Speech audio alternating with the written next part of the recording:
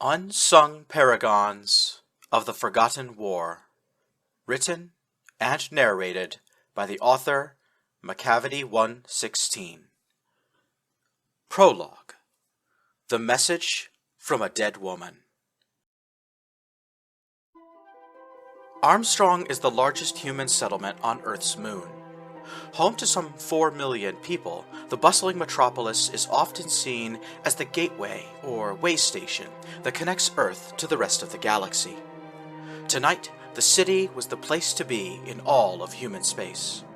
Luxury cars pulled into the front of the Apollo Convention Center, depositing their passengers onto a long and lustrous red carpet at the entryway.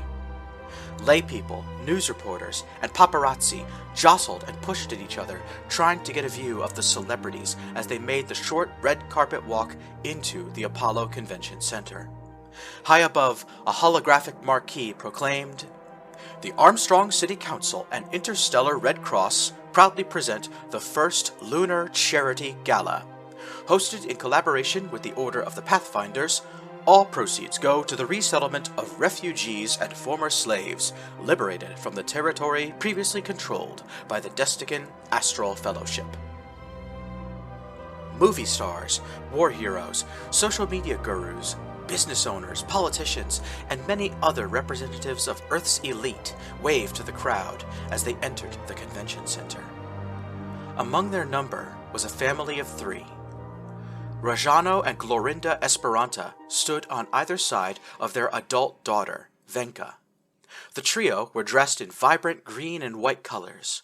While the parents greeted the crowd enthusiastically, Venka carried a flagpole on her shoulder. The green and white banner of the Esperantist movement unfurled behind her like a cape. This charity event was Rajano's first outing as the chairperson of the Argentine Esperantist Party. He was now one of the leading members of a political movement that sought to unite all of humanity beneath one language.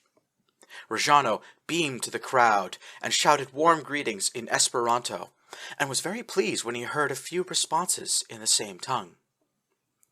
Inside the gala, the main event got underway as the guests arrived. 2 humanitarian organizations, the Interstellar Red Cross and the Pathfinder Order, had organized a charity auction to raise money to support the less fortunate. Priceless relics and treasures from across the galaxy would be sold tonight, and the Esperanta family was here to make the party look generous, and take home a priceless article for themselves as well. Glorinda found the wife of Earth's new Prime Minister and started to gossip with her. Rajano took some time deciding whether to bid on the miniature galaxy or the head of Zarklan. Venka was looking for a place to deposit her flagpole when a man dressed in a military uniform approached her. "Oh, thank you," Venka said, offering the flagpole to him. The officer looked confused. He was holding a tablet computer in one hand and seemed to be on urgent business. Nonetheless, Venka tried to push the flagpole off on him. "I'm sorry, I'm not with the gala," the officer said.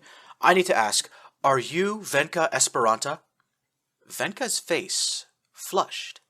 "I am," she said, trying and failing to strike a seductive pose while gripping a flagpole. The Esperantist flag was the same color as her dress and wrapped around her like a cape. "And you, soldier boy, have great taste in women." The soldier furrowed his brow. Ma'am, I need to speak to you and your parents privately. Can we go into another room?" Venka fetched her parents quickly. She was hoping, beyond hope, that this military officer was a traditional type of man who would ask Venka's parents for permission to date her. She loved showing off this type of boyfriend. Glorinda was reluctantly pulled away from the Prime Minister's wife, and Rajano quickly bid 3 million credits on the Galatron before he agreed to come along.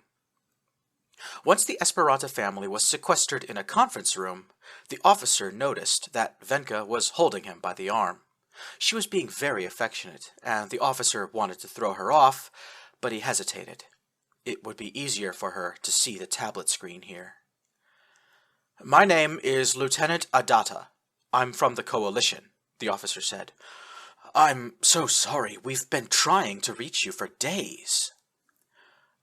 Oh, that's our fault, dear boy, Glorinda said, waving a hand dismissively. We took the scenic route to Armstrong. The terraforming towers on Mars are lovely this time of year. So tell me, when did you start seeing our lovely Venka? Ma'am, you don't understand, Adata said, gasping as Venka squeezed his arm harder. I need to give you all some news from Coalition leadership. News about your other daughter, Lieutenant Commander Ino Esperanta. Venka let go of Adata. All three members of the Esperanta family looked disappointed. Oh, yes, Ino, Glorinda grumbled. Ino's dead, Venka said in a callous tone. That's what your friend told us a few months ago. Your honor guard came to the funeral, Rajano added.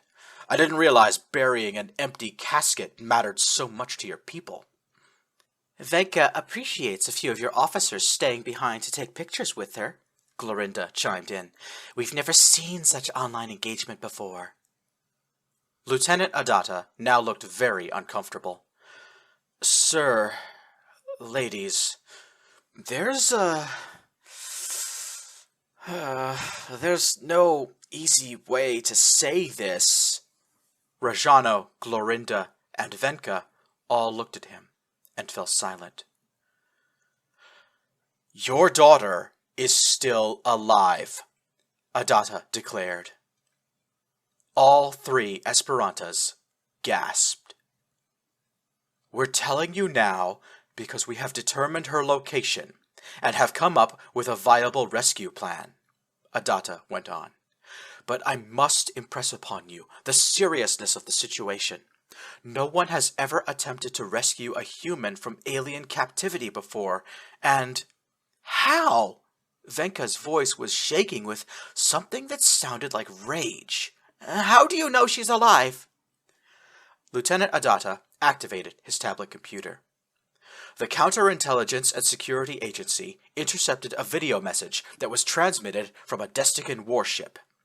As best we can tell, it was a high-priority message from one vessel to another, and CSA analysts have confirmed, beyond all shadow of a doubt, that the person in the video is Ino. Adata tapped the screen and turned to the tablet, allowing the Esperanta family to see.